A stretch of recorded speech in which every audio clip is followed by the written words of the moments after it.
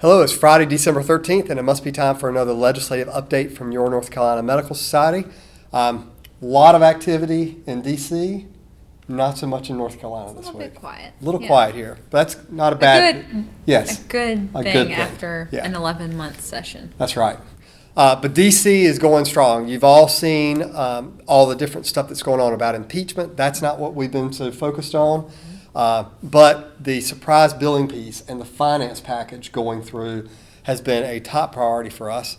Right now, we have heard about a couple of different agreements occurring. And if you look in your morning rounds today, and then again on Monday, we're going to have much more detail about it. But the two proposals that are out there right now is a combination agreement between the Senate Help Committee, which is chaired by a Republican and ranking member, a Democrat, and the House E&C Committee, which is chaired by a Democrat and ranking Republican member. They've come to some terms of how they would settle surprise billing with a benchmarking. And we didn't really like that a whole lot, but that's out there. That's one of the proposals. Saves a boatload of money, which they could use to pay for community health clinics and all kinds of other things, but it's not the proposal that we were looking for. You'll remember we were looking to move this thing to the front end. That's right, to fix this on the front end instead of fixing it on the back end. The House Education and Commerce Committee, the House Ways and Means Committee came up with another solution. That one still doesn't move it to the beginning because that's just not something that Congress is really discussing in earnest right now. But it does look a little bit better because it uses a dispute resolution model, which is more similar to the arbitration stuff that we did. So those two things are out there right now. They're competing with one another. We're on a short timeline here. And right? There's a lot of other things going on with the impeachment hearing going on. Yeah. They're working late into the evening. We kind of thought they had pushed this off and then it had come back up. Right. So to be determined which pathway will move forward. That's right.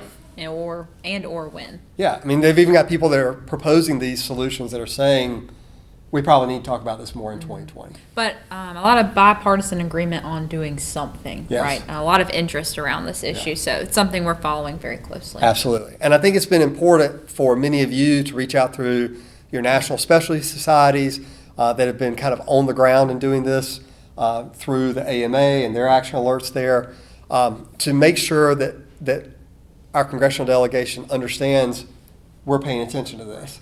And I think that's been helpful, even though it has not moved the dial as much as we would have all hoped for it to. Yeah, and we've seen a lot of advertisements, specifically here in North Carolina, on this issue too. Absolutely. A lot of money spent. That's right. Speaking of money being spent. Speaking of money.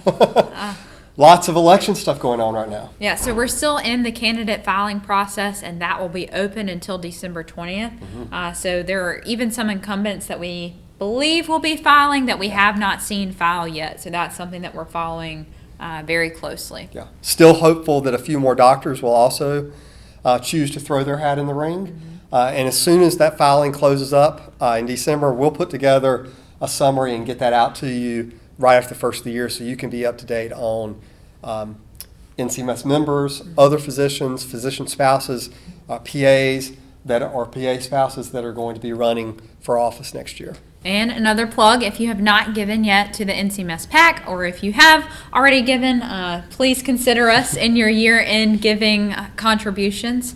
We'll definitely take that. And if you haven't received a phone call from us already, you may be getting one in the future.